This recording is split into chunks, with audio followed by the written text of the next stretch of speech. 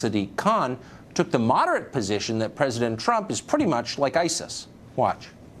Because what you're saying is not dissimilar to what Daesh or so-called ISIS is saying. What do they say? They say there's a clash of civilizations. It's not possible to be a Muslim and a Westerner, or, you know, the West hates us. And you're inadvertently playing their game. Nigel Farage is the former leader of UKIP, the UK Independence Party. He has spent years pointing out the dangers lurking around the world, and he joins us tonight. How'd this guy wind up mayor of London, Nigel, and is he for real? Well, I'm not sure. I mean, I think he's lost the plot, hasn't he? I mean, how on earth can you compare Trump to ISIS? ISIS is a barbarous, murderous regime that inflicts countless misery on as many people as it can.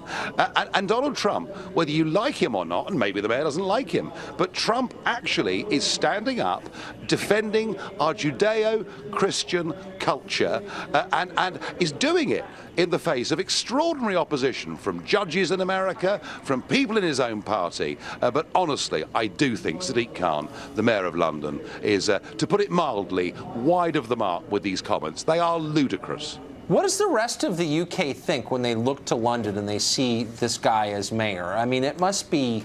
I mean, this is the seat of the British Empire. This was a really impressive place for hundreds of years, and this guy's running it? Yes, I mean, look, let's be frank, you know, he is not particularly high caliber. He's been elected in a city that is now increasingly a Labour left-of-centre city.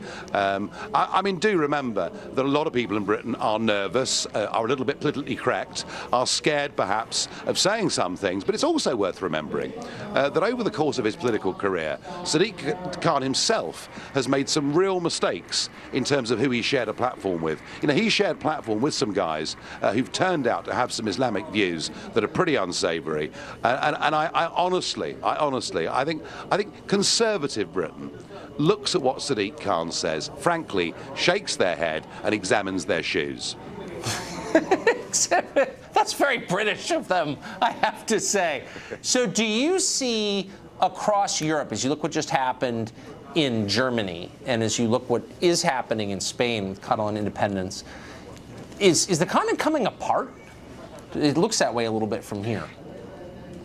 Yeah, in many ways it is. I mean, look, you know, you've heard the story over the course of the last few months. The populist revolt is over. Macron has won in France. Merkel is back in Germany. But the truth of it is, what you saw happening in Germany yesterday was, for the first time in decades, a party that is unashamedly German, a party that is talking about their own identity, running their own country, deeply sceptical of being run from Brussels, getting 90 seats in the Bundestag. So yesterday is a big day in Germany. And for those who comfort themselves that Macron won in France, well, in the first round of the French presidential election, nearly 50% of candidates voted for secessionists. So the message here is we may not have had the big seismic shocks of Brexit and Trump that we had in 2016 happening in 17, but believe you me, the momentum, the movement of those that say we don't want to be elected, run by unelected supranational cabals,